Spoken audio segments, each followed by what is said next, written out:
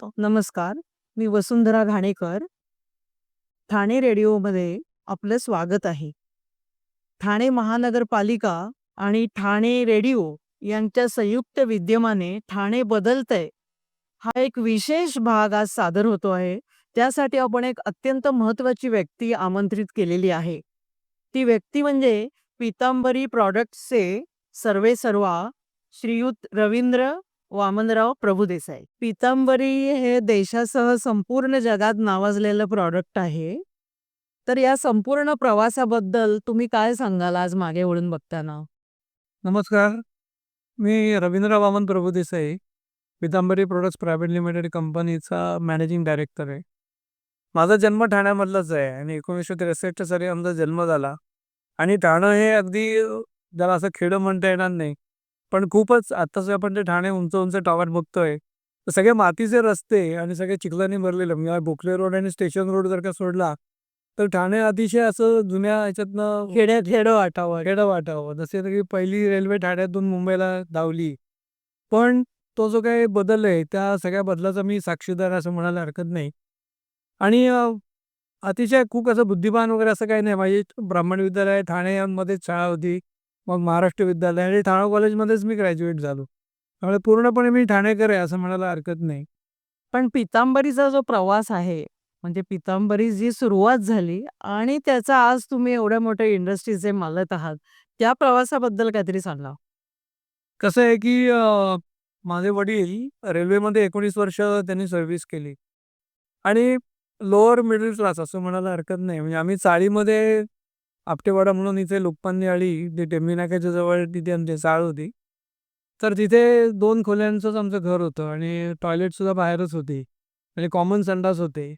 तर नेहमी असं वाटायचं की आपली आर्थिक स्थिती चांगली नाही आहे आणि त्याच्याबद्दल थोडीशी मनामध्ये खंत असायची. तर नातेवाईक आपले काही श्रीमंत असतात, काही मध्यमवर्गीय असतात. तर त्यांच्याकडे जेव्हा आम्ही सणासुदीला वगैरे जायचो, तर आमच्याकडे कपड्यांची बाहेर जाण्याच्या कपड्यांची एकच जोडी होती. त्याच्यानंतर असं काहीतरी बाबा फिरायला किंवा बाबा कुठेतरी आम्ही जातोय वर्षातून एकदा. काही शाळेतल्या ज्या 5-6 दिवसाची पिकनिक असायची त्याला आम्ही काही जाऊ शकायचो नाही. तर ती मनामध्ये कुठेतरी खंत होती आणि रेल्वेतली नोकरी बाबांनी सोडून या आर्थिक स्थिती चांगली व्हावी म्हणून ट्रान्सपोर्टचा व्यवसाय चालू केला. आणि विक्रम ट्रान्सपोर्ट कंपनी असं त्या ट्रान्सपोर्टचं नाव होतं. आणि बाबांच्या बरोबर मी 10वी असताना त्यांच्याबरोबर सुट्टीमध्ये जात असे टेम्पोमधून. कारण बाबा स्वतः टेम्पो चालवायचे. आणि मग त्यावेळी मालाची चढ-उतार करत असताना मी हळूच त्या गोडाऊनमध्ये किंवा फॅक्टरीमध्ये डोकून बघत असे. बालसुलभ आपल्याला एक जिज्ञासा असते त्याच्यामध्ये. आणि मग त्या काही कंपन्या इंजिनिअरिंगच्या असायच्या, काही इलेक्ट्रिकच्या असायच्या, काही केमिकल्सच्या असायच्या.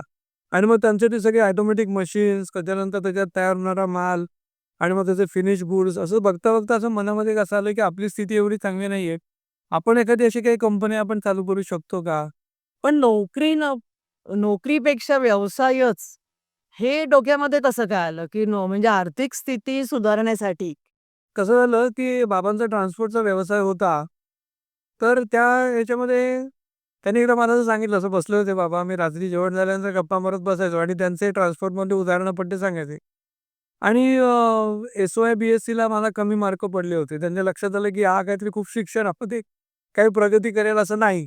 तर त्यांनी सांगितलं होतं, बघा तुला जर का काही आपण जे काही तिथे राहतोय आणि त्यावेळी काय झालं होतं, बाबांनी सतत आमचं घर झालं होतं धोबीआळीमध्ये.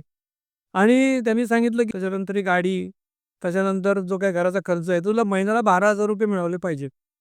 आणि 12,000 जर का तर मी म्हटलं बी-एस-सी जर का झालो आणि नोकरी केली, त्यावेळेच्या ह्याच्याप्रमाणे साधारण 85 सालची गोष्ट आहे.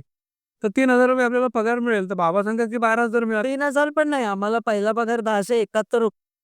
बघा म्हणजे तर ₹3,000 पण मिळणार नाही आणि 12,000 म्हणजे तर खूपच जास्त तो होता.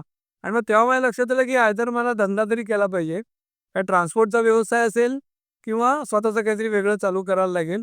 त्याच्याशिवाय आपल्याला काय 12,000 आणि मग तसं ते यांनी किल्ल्याचे दोर कापून टाकले असं म्हणतात.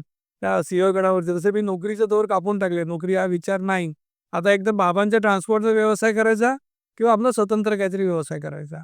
खूपच मोठा प्रवास झाला पण हा. आणि मला असं एक अजून वाटतं, की या प्रवासामध्ये तुमच्या 2 अक्ष आहेत असं म्हणायला हरकत नाही. म्हणजे तुम्ही आज तुमच्या बाबांनी टेम्पो चालकांचा मुलगा म्हणून तुम्ही आज होतात आणि त्यानंतर तुम्ही व्यवसायामध्ये आहात. आणि त्याच वेळेला तुम्ही आज स्वच्छ भारत अभियानाचे ठाणे जिल्ह्याचे तुम्ही ब्रँड अँबॅसेडर आहात आणि तुम्ही सुरुवात तांबे पितळेच्या भांडीच्या घासण्यापासून म्हणजे त्या स्वच्छतेपासून सुरुवात केली आणि आज तुम्ही अँबॅसेडर, ब्रँड अँबॅसेडर आहात. त्याबद्दल तुम्हाला काय वाटतं? किंवा हे नेमकं कसं झालं असं तुम्हाला वाटतं? मला असं वाटतं, की आता जवळ-जवळ पितांबरी या ब्रँडला ठाण्यामध्ये चालू करून 35 वर्ष झालीत आता. आणि 35 वर्षाची सुरुवात असं होईल, की ट्रान्सपोर्टच्या मधनं आमचं तिथे अनंत स्मृती म्हणून घर होतं. तिथेच ही सगळी क्लिनिंग प्रॉडक्ट्स बनवायला सुरुवात केली आणि अर्थातच आम्ही स्वच्छतेच्या उत्पादनांमध्ये असल्यामुळे आता जवळ-जवळ आमची 70 एक प्रॉडक्ट्स आहेत वेगवेगळ्या विषयाची.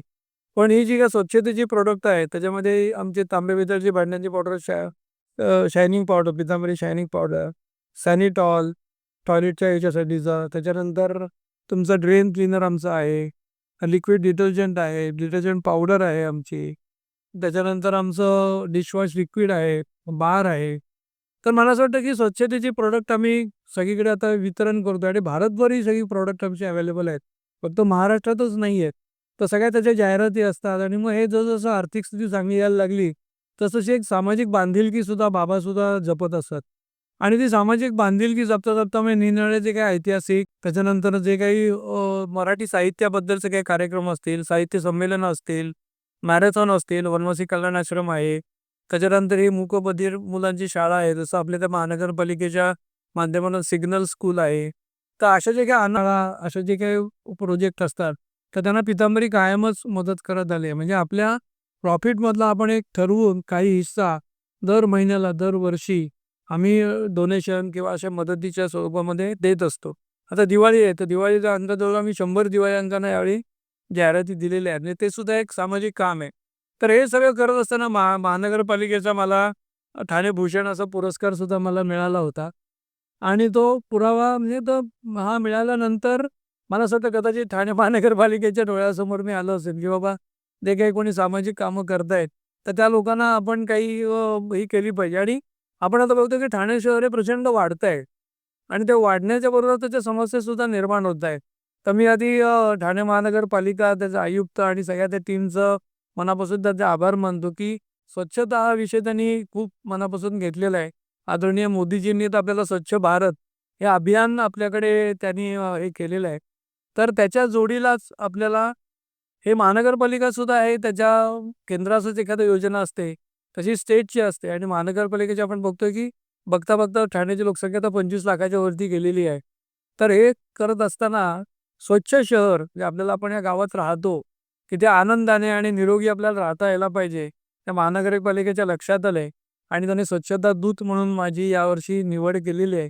त्याच्याबद्दल मी त्यांना धन्यवाद देऊ इच्छितो. आणि हा जो काही सामाजिक बांधिलकी आहे म्हणूनच कदाचित त्यांनी ही माझी निवड केली असावी. आज देशामध्ये मागील 8-10 वर्षापासून इंदोर अव्वल स्थानावरती आहे. म्हैसूर, नवी मुंबई हे पण पहिल्या 5मध्ये आहेतच. मग आपल्या ठाण्यासाठी अव्वल स्थान मिळवण्यासाठी आपल्याला काय करायला पाहिजे असं तुम्हाला वाटतं? आज स्वच्छता दूत म्हणून? मला खूप हा चांगला प्रश्न वाटला. तर आमचं डिस्ट्रिब्युशन भारतभर आहे पितांबरीचं. त्यामुळे मला इंदूरला, नवी मुंबईत आपल्या जवळ आहे आणि म्हैसूरला जाण्याचा सुद्धा योग आला होता. आणि तिथे गेल्यानंतर असं इंदूर म्हणजे असं वेगळंच लक्षात येतं. नवी मुंबई आपण नेहमी जात असतो आणि आपण पुण्याला जाताना नवी मुंबईच्या बाजूनी जातो. नवी मुंबईतून जाण्याचा योग येत नाही. पण इंदूर मला असं खूप जाणवलं, की रुंद मोठे रस्ते, त्याच्यानंतर रस्त्याच्या मध्ये खूप चांगल्या प्रकारची झाडं निवडून त्यांनी लावलेली आहे. तर तो मला एक वाटतं, की ठाणे महानगरपालिकेने शिकण्यासारखं आहे त्यांच्याकडून. आणि रस्त्याच्या कडेला सुद्धा त्यांनी ना असं बांधलेले आहेत रस्ते. म्हणजे कधी-कधी काय असतं आपल्याला आपण झाडांना हे करतो, त्यांना दगड केलेला असतो. म्हणजे माती-बिती पडलेली असते किंवा ते बांधकामच नंतर बघितल्यानंतर ते टिकलेलं नसतं. तर मेंटेन करणं हा जो एक प्रकार आहे ना, तो ठाणे महानगरपालिकेने व्हायला पाहिजे. ते आता रस्ते पूर्णपणे सगळे बाजूला जे असे गटार बांधलेलं असतं, तर तिथपर्यंत सुद्धा ते दगड बांधून आणि तिथे कुठली माती किंवा असा कचरा असता कामा नये, हे बघणं अगत्याचं आहे. आणि नवी मुंबईचं सुद्धा एक प्लॅन सिटी वाटते. म्हणजे असे प्लॉट वेगवेगळे आणि बिल्डिंगसुद्धा असे एका लाईनीमध्ये असतात. तर ठीक आहे, ठाणं एक जुनं गाव होतं. पण जेव्हा रिडेव्हलपमेंटला जाणार असेल, तेव्हा त्या नकाशामध्ये थोडासा बदल करून एका लाईनीमध्ये घरं कशी येतील, किंवा त्यांच्या गॅलऱ्या वगैरे अशी तिरकी-बिरकी कधी-कधी असं मध्येच काय-काय घरं आलेली दिसतात. तर तसं होऊ नये याची काळजी घ्यायला पाहिजे असं मला वाटतं. आणि कचऱ्याचा कुठेही अजिबात तिथे मला रस्त्यावरती बाबा मोठ्या टाक्या आहेत वेगळ्या टाक्या कचऱ्याने वाहत आहेत, लोक कसं येऊन तिथे कचरा टाकतायत, तसं अजिबात चित्र मला बघायला मिळालं नाही. तर मला असं वाटतं ही काळजी महानगरपालिकेने घ्यायला पाहिजे. आणि झाडं सुद्धा तुम्ही रस्ते जे लाईनीत असतात, तर त्यांनी लाल फुलांची झाडं एका रांगेमध्ये, पिवळ्या फुलांची झाडं एका रांगेमध्ये, मध्ये सुद्धा जी कमी खूप जागा होती आणि त्याच्यामध्ये सुद्धा छोट्या बुंदांची झाडं त्यांनी लावलेली होती. म्हणजे झाडं सिलेक्ट करताना सुद्धा त्यांनी विचार केलेला दिसला. तर आपलं ठाणा महानगरपालिकेने पण तसा विचार केला, तर खूपच सौंदर्यामध्ये भर पडेल असं मला वाटतं. स्वच्छ भारत अभियानानंतर आपल्याला काय वेगळा परिणाम जाणवतोय आणि महापालिकेवर त्याची काय नेमकी जबाबदारी आहे, त्याचं स्वरूप काय, त्यावर काय सांगाल? आम्ही आता विकास कॉम्प्लेक्समध्ये राहतो. म्हणजे ते कॅसल मिल जो पूर्वीचा जो भाग होता आणि मला सांगायला आनंद होतोय, की तो जो पूर्ण कॅसल मिलच्या समोरचा रस्ता आहे, ते दुतर्फा एवढी मस्त वृक्ष लागवड केलेली आहे आणि बरोबर 7 वाजता महानगरपालिकेचे स्वच्छतेचे कर्मचारी येतात. त्या युनिफॉर्ममध्ये बायका असतात. त्यांच्या त्या हातगाड्या घेऊन पूर्ण सगळ्या जी पानं पडलेली असतात, ते कचरा साफ करतात आणि कुठे आमच्याकडे कचऱ्याची टाकी वगैरे पण नाही आणि त्या ज्या घंटागाडी ज्या असतात किंवा हॉटेलमधलं मला खूप चांगलं महानगरपालिकेचं दिसलं, की रेस्टॉरंट जे असतात त्यांच्याकडे भरपूर असं अन्न वाया जातं. तर ते कुठे-कुठे टाकलं जातं. मग कुत्रे असतील, गायी असतील फिरणाऱ्या, तर या सगळ्यामध्ये खात असतात ते. असं कुठेही चित्र आता ठाण्यामध्ये दिसत नाही, की ज्या भरपूर मला असं वाटतं, की आता मला अंदाज नाहीये, पण 200-300 तरी गाड्या असाव्यात. कारण जे आपले मोठे-मोठे ब्रिज झालेले आहेत, तर त्याच्याखाली रात्री ते पार्क झालेल्या गाड्या दिसतात. आणि त्या गाड्या बरोबर येऊन कचरा वेळेवरती घेऊन जाणं, ती स्वच्छता राखणं, त्यांच्याकडे बरोबर ते लांब झाडू असतात तिकडे आणि ते सगळे वेळेवरती त्यांना मला असं वाटतं बीट्स दिलेले असतात, की एवढा इथून रस्ता तुम्ही एवढा साफ करायला पाहिजे. तर ते चित्र एवढं चांगलं असतं. म्हणजे 8 वाजता सगळे रस्ते बाहेर पडल्यानंतर सगळे स्वच्छ आणि तसे दिसतात. आता काय झालंय, की ठाण्यामध्ये मूळचे नागरिक, ठाण्यामधून डोंबिवली, कल्याण, अंबरनाथ तिकडून येणारे लोकं, कोकणातून येणारे लोकं, सगळीकडनं खूप ठाणं मोठं वाढतंय. आणि जे मुंबईकडनं आलेले त्यांना स्वच्छतेची सवयच आहे. तर मला असं वाटतं, की हे जे काही प्रभागवार किंवा वॉर्ड वाईज जी काही व्यवस्था केलेली आहे, तर त्या वॉर्डला जसं तरी मागे सोसायट्यांना बक्षीसच देत असत, की सोसायट्यांच्या इकडे तर आमच्याकडे सुद्धा विकास कॉम्प्लेक्समध्ये घन कचरा आणि ओला कचरा असे वेगवेगळे आम्ही डबेच हे केलेले आहेत आणि ते बरोबर ते घन कचऱ्यात घन कचरा, प्लॅस्टिकचे आणि कागद वेगळे असं सगळं सॉर्टिंग केलेलं लोकांना तरी सवय लागलेली आहे आणि सोसायट्यांना ते बक्षिसं पण देतात. पण मला असं वाटतं हल्ली कोणतरी म्हणालं, की ते बक्षिसं बंद केले. तर ती जर का परत चालू केली पुरस्कार, तर मला असं वाटतं सोसायट्यांचं आणि त्या दृष्टीने काही कार्यक्रम किंवा महानगरपालिकेची एखाद्याची सभा घेतली, सर्व सोसायटीचे सेक्रेटरी, अध्यक्ष, तर मला असं वाटतं अवेअरनेस येईल. आणि दुसरं एक मला सजेस्ट करायचं आहे, की हे जे वॉर्डमधले ते काम करणारे जे काही लोकं असतात, तर त्या वॉर्डांना पण जर का ते स्वच्छता कामगार असतात, तर त्यांना त्या वॉर्डला पण बक्षीस दिलं, की तुमचा वॉर्ड सगळ्यात स्वच्छ होता किंवा तुमचा वॉर्ड, तर ते त्यामध्ये अहमभूमिका लागेल, की स्पर्धा लागेल आणि आपला वॉर्ड कसा स्वच्छ असेल याच्याकडे बघितलं पण जाईल. तर माझं या मुलाखतीच्या माध्यमातून माझं एक सजेशन होतं, की ते आहे आणि हा जो ओला कचरा आणि सुका कचरा ही जी संकल्पना आहे, तर ती अशीच ठेवली पाहिजे. त्याच्याबरोबर माझं असं पण एक सजेशन आहे, की मध्ये आमच्याकडे तिथेच आमच्या इथे कोलबाडमध्ये राहणारे डॉक्टर केळशीकर म्हणून आहेत. तर औषधं जी असतात, तर औषधं बरेचदा काय होतं, की औषधं खूप जास्त घेतली जातात ती आणि उरलेली औषधं आपण कचऱ्यात टाकतो. तर त्यांनी असं एक अभियान सांगितलं मला, की तुमच्या पितांबरीच्या माध्यमातून तुम्ही असं काही आम्हाला डबे किंवा अशी काही गाडी द्याल का, की औषधासाठी टाकण्यासाठी तर तुमचं औषध आता घ्यायचं नाहीये आणि तुमची शिल्लक आहेत.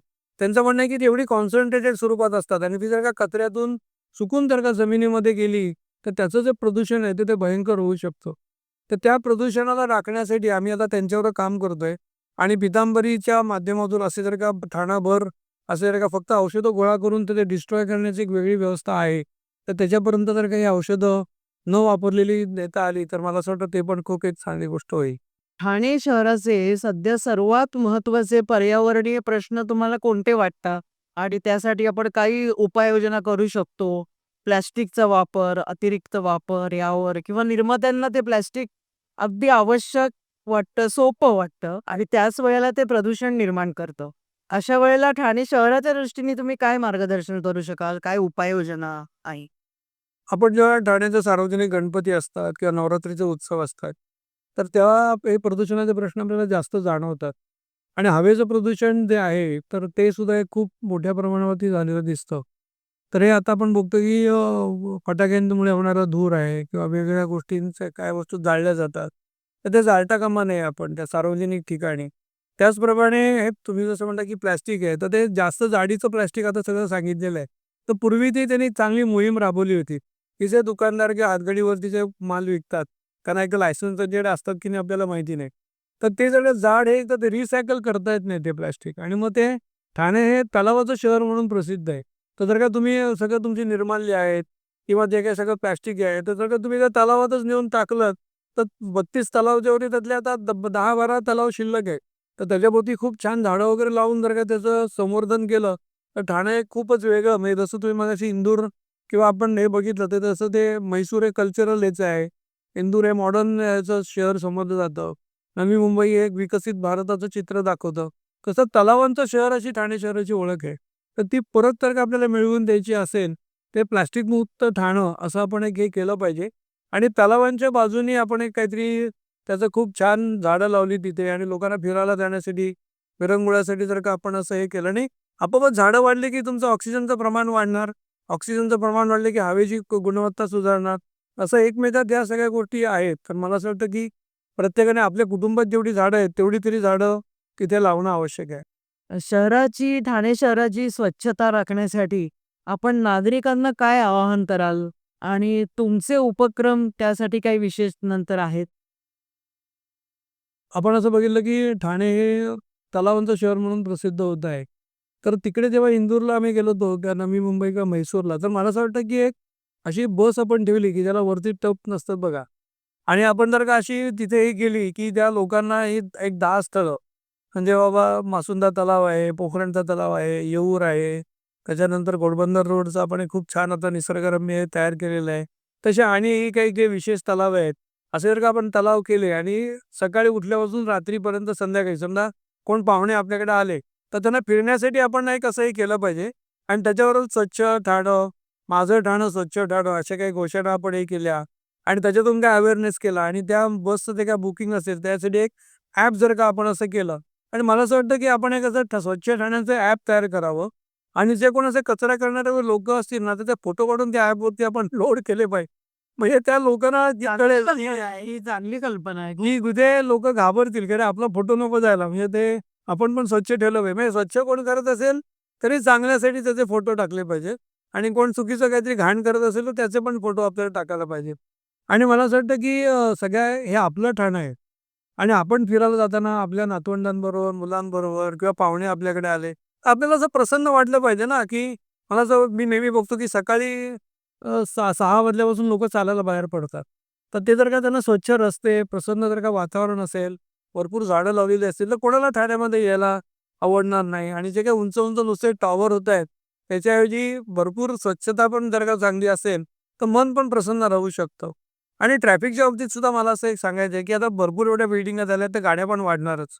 तर जर का आपण डावीकडे आणि उजवीकडे अशा आपण सम आणि विषम तारखांना पार्किंगचं हे लिहिलेले असतात बोर्ड, तर ते जर का आपण नागरिकांनी आपण पाळले आणि मध्येच गाड्या उतरून जर का ते आपल्या लोकांना दुकानात उतरायला सोपं जात आहे, म्हणून त्यांना चालण्याचे कष्ट पण घ्यायला नकोत, अशा गाड्या उभ्या करतात आणि मग मागे लाईन लागते.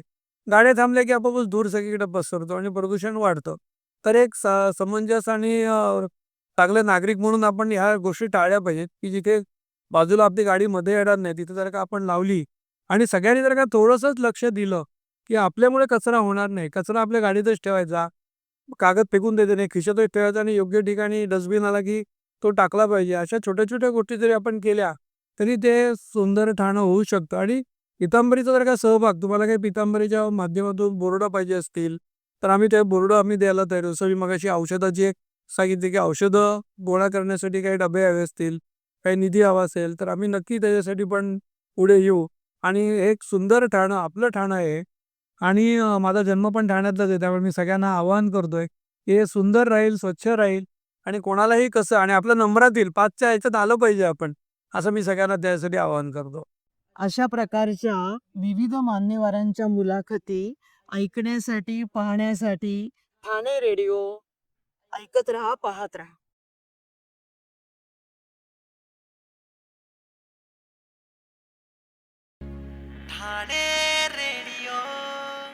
नमस्कार ठाणेकर, मी मधुराणी प्रभुलकर. आपण सर्व ठाणेकरांनी आपलं शहर स्वच्छ राखायचंय. सार्वजनिक ठिकाणी नियमितपणे कचरा हा घंटा गाडीतच टाकायचा. चला तर मग रुबाबदार शहराचे जबाबदार नागरिक बनूया आणि रोजच्या आयुष्यातला 1 मिनिट ठाणे शहराला देऊन ठाणे शहराला स्वच्छतेमध्ये पहिल्या नंबरवर आणूया. धन्यवाद.